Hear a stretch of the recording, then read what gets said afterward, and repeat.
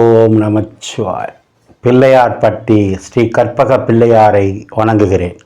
ஆதித்யாய சோமாய மங்களாய புதாயச குரு சுக்கிர சனி பெயர்ச்சே ராகுவே கேதுவே நமோ நமக. நமது வாழ்க வளமுடன் யூடியூப் சேனல் நேயர்கள் அனைவருக்கும் அஸ்ட்ரோ டிஎஸ் மோகன் ராவின் அன்பான வணக்கம், வாழ்த்துக்கள். நாம் இப்போ இந்த வீடியோவில் என்ன பார்க்க போகிறோம்னா, ஜூலை மாத பலன்கள் பார்க்க போகிறோம். இந்த ஜூலை மாதத்தில் கிரகங்கள் எங்கே இருக்குன்னு முதல்ல பார்த்துருவோம். குரு பகவான் ரிஷப வீட்டில் இருக்கிறாரு. செவ்வாய் பகவானும் குருவோடு சேர்ந்து ரிஷப வீட்டில் இருக்கார். சூரிய பகவான் சந்திரன் வீட்டில் நட்பு பெற்று இருக்கார். புதன் சுக்கிரனும் அந்த கடக வீட்டிலேயே சந்திரன் வீட்டிலே இருக்காங்க. கேது பகவான் ஆல்ரெடி எப்பவும் போல் கன்னி வீட்டிலே தன்னுடைய பயணத்தை நடத்திக்கிட்டு இருக்காரு.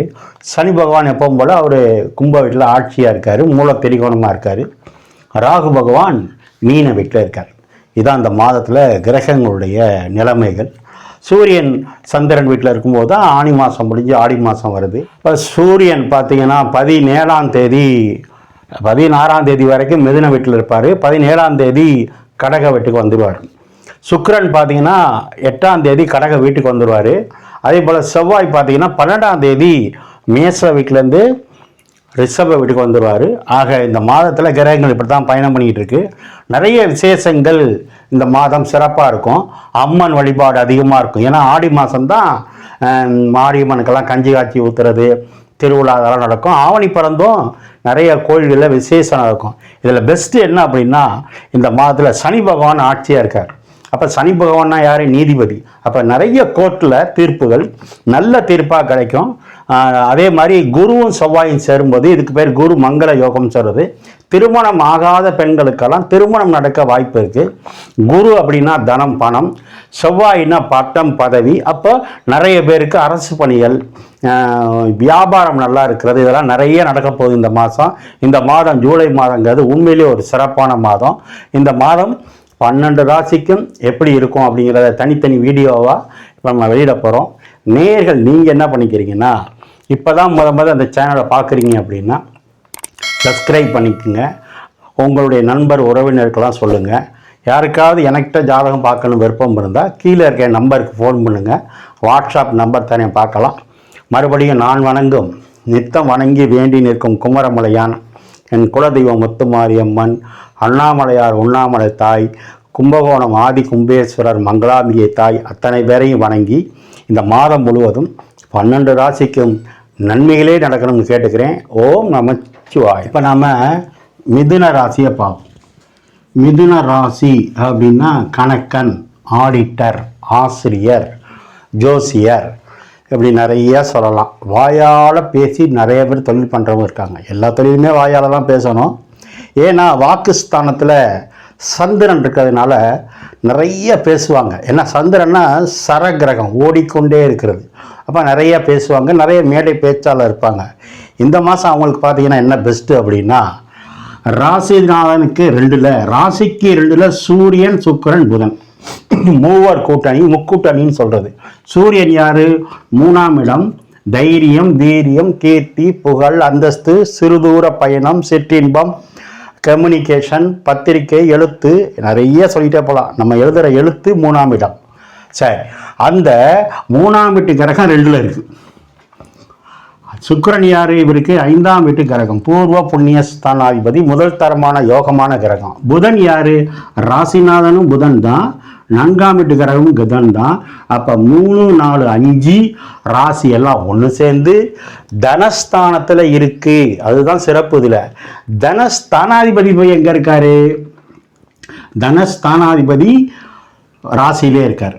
ராசியில தனஸ்தானாதிபதி, ராசிநாதன் தனஸ்தானத்தில். புதன் சந்திரன் வீட்டில், சந்திரன் புதன் வீட்டில், புதன் சந்திரன் பரிவர்த்தனை. அப்போ உங்களுடைய சிந்தனை ஃபுல்லாக குடும்பத்திலே இருக்கும். உங்களுடைய சிந்தனை ஃபுல்லாக பணம் சம்பாதிக்கிறதுலே இருக்கும். 5 சுக்கிரன் உங்கள் சிந்தனை ஃபுல்லாக பூர்வீகத்தில் இருக்கும். உங்கள் சிந்தனை ஃபுல்லாக உங்கள் பிள்ளைங்க மேலே இருக்கும். சூரியன்னா அரசாங்கம், சூரியன்னா அப்பா. அப்போ அப்பாவோட உறவு, அப்பா மகன் உறவு சிறப்பாக இருக்கும். சூரியன் ராசிக்கு 2ல் இருந்தால் அரசு சார்ந்த விஷயங்களில் வெற்றி. சுக்கிரன் ராசிக்கு 2ல் இருந்தால் கலை சம்பந்தமான தொழிலில் வெற்றி. புதன் ராசிக்கு 2ல் இருந்தால் புதன் சந்திரன் பரிவர்த்தனை இருந்தால் கணிதம் சம்பந்தமாக, கணக்கு சம்பந்தமாக, ஆடிட்டிங் சம்பந்தமாக, மாமா வழியில் அம்மா வழியில் வருமானம் உண்டு. நிறைய சொல்லலாம். பல்லு கண்ணில் மருத்துவம் வரும். ஏன்? சூரியனை வெளிச்ச கிரகம், பவர் கிரகம். பேசும்போதே டப்பு டப்புன்னு பேசிடக்கூடாது. 4ஆம் இடத்துல இருக்க கேதுவை பற்றி கவலைப்பட வேணாம். குரு பார்வை இருக்கிறதுனால அந்த கேது தோஷம் கிடையாது. 7ஆம் இடத்து கிரகம் குரு 12ல் இருக்கேன்னு பயப்பட வேண்டாம். மனைவினால் வருமானம் உண்டு. மனைவி 4ஆம் இடத்தை பார்க்கறதுனால அவங்க பணங்காசு கொடுத்து, அவங்க சொத்து கொடுத்து வீடு கட்டி யோகம் உண்டு. 6ஆம் இடம் 12ல் போய் மறதி செவ்வாய். கடன் இல்லை, வியாதி இல்லை.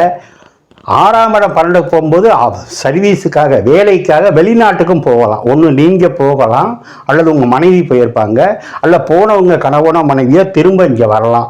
ஆக இந்த மாதம் முழுவதும் கல்வி யோகம் உண்டு. ஏன்னா புதன் சூரியனோட சேரும்போது இதுக்கு பேர் புத ஆதித்ய யோகம்னு சொல்கிறது.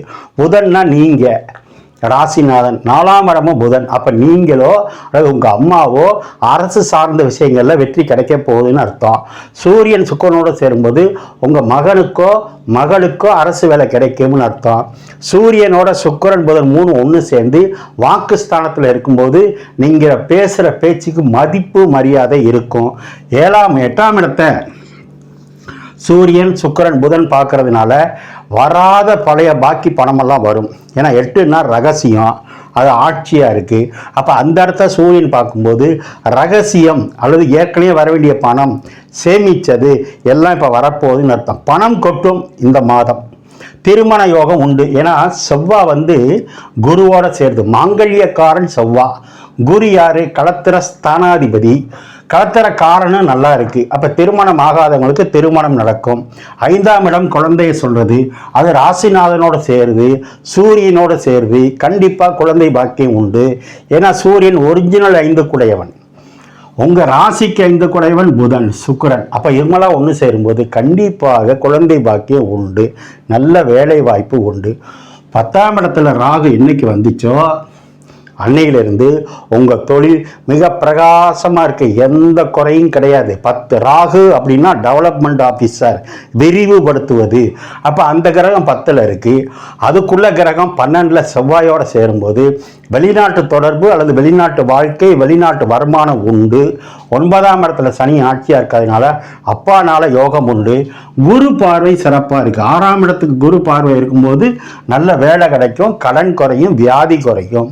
8ஆம் இடத்தை குரு பார்க்கும்போது போன வருஷம் அதுக்கு முந்தின வருஷமெல்லாம் விபத்தாகி அதில் பணம் வராமல் இருந்தால் இப்போ அந்த பணம் வரும். வீடு கட்டு யோகம் உண்டு. வண்டியை மாற்றிக்கலாம். 2 வீலரை கொடுத்துட்டு 4 வீலர் வாங்கலாம் அல்லது கார் வாங்கலாம். எப்படி இருந்தாலும் இந்த மாதம் மிதுன ராசிக்கு மிகப்பெரிய வெற்றியை கொடுக்கும். நீங்கள் வழிபட வேண்டியது பெருமாள் வழிபாடு, மகாலட்சுமி வழிபாடு பண்ணுங்க. சுக்கிரன் புதன் சர வீட்டில் இருக்கிறதுனால ஸ்ரீரங்கம் ஒரு தடவை போய் வந்தால் இன்னும் சிறப்பு. சூரியனும் பக்கத்திலே இருக்கிறதுனால பக்கத்திலே இருக்கிற திருவண்ணைக்காவல் போய் வழிபாடு பண்ணுறது சிறப்பு. சந்திரன் நல்ல நிலைமையில் இருக்கிறதுனால சமயபுரம் மாரியம்மன் வழிபாடு சிறப்பு. நீங்கள் இந்த மாதம் செய்ய வேண்டியது 23ஆம் தேதி 24ஆம் தேதி சந்திராசனம் இருக்கிறதுனால அந்த நாட்களில் எச்சரிக்கையாக இருக்கணும். பணங்காசு கொடுக்குற விஷயத்தில், வண்டி வாகனம் ஓட்டுறதில் கவனமாக இருங்க. இந்த மாதம் மிகப்பெரிய வெற்றி மிதுனத்துக்கு உண்டு. ஒரு நல்ல செய்தி இன்னும் 1 வாரம் 10 நாளில் வரும். வந்தவொடனே நீங்களே ஃபோன் பண்ணி சொல்லுவீங்க. ஓம் நமச்சிவாய.